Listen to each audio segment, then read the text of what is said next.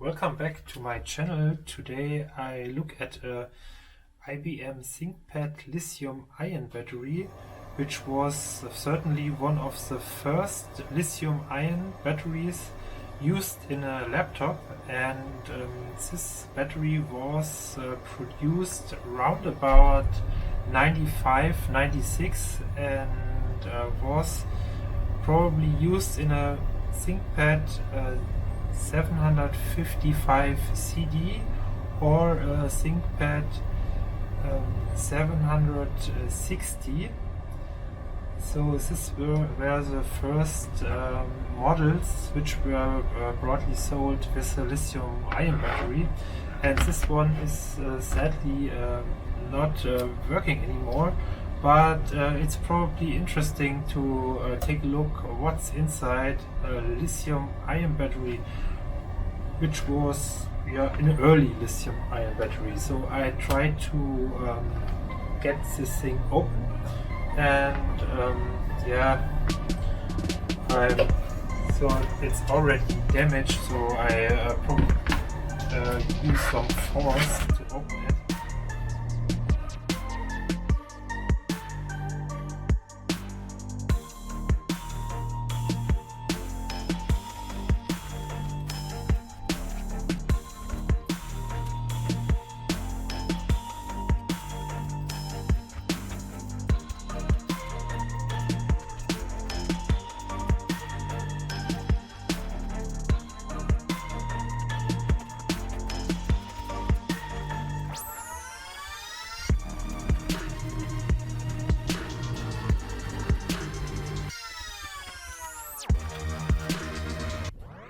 So now I cracked it open completely, and it's an interesting piece of kit. It's like 1, 2, 3, 4, 5, 6, 12 lithium-ion battery cells, and the size is pretty interesting.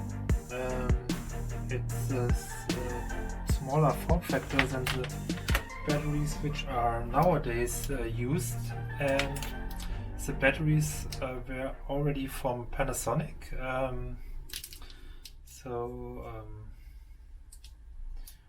There's no voltage on the batteries.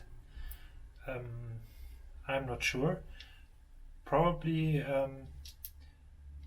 a lot of the cells are still in good shape, or would be still usable, but sadly there are some cells which have clearly signs of corrosion, especially this cell here outside, and there's another one which is also corroded. I don't have a recharger for this, or charger for this kind of batteries, so I probably throw them away. It's interesting, here are probably some here's a sensor which senses the temperature of the battery pack and shuts it down if it's overheating. The battery pack uses a kind of charging board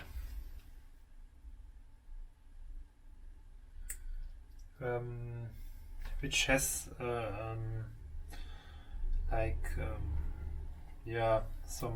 there's some ICs, and here looks like a serious chip which is on the board. That's probably one reason is probably the copy protection, so that nobody else is able to rebuild or produce a compatible battery for the ThinkPads. I'm not sure. It looks a bit overkill for a simple charging mechanism. Probably there's some more going on. The charging board looks still pretty good, and I guess the board is not the problem.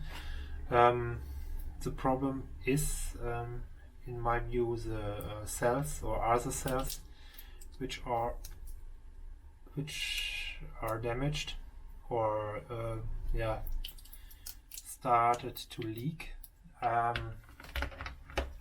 What I can do is I try to measure the voltage of the cells, but I'm pretty sure that the cells are dead, or at least there's no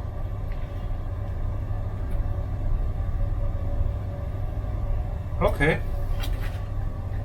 So I tried to charge the battery before I disassembled the battery, and when I look here, it's some cell. There's still a charge on the cells, which is round about 3.1. So I guess when I just would replace, I don't do it. But if I would replace like the corroded cells in the pack, I probably could still revive the batteries which are still okay.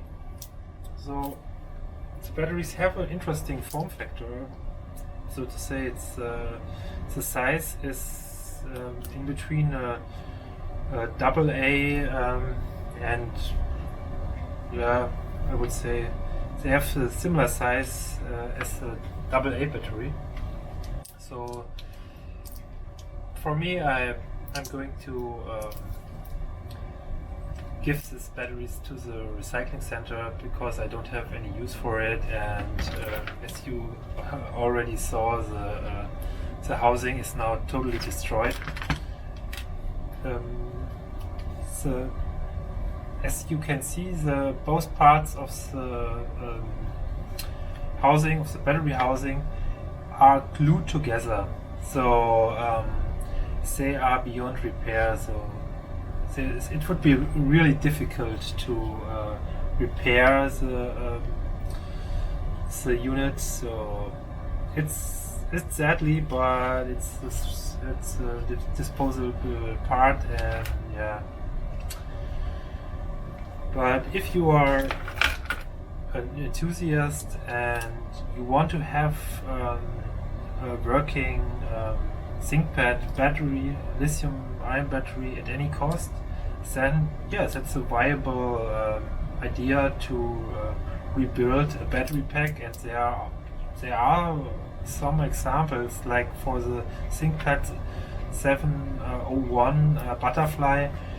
There are some enthusiasts who have already rebuilt a battery unit for this ThinkPad. I'm not aware that anybody has rebuilt this kind of unit, but yeah.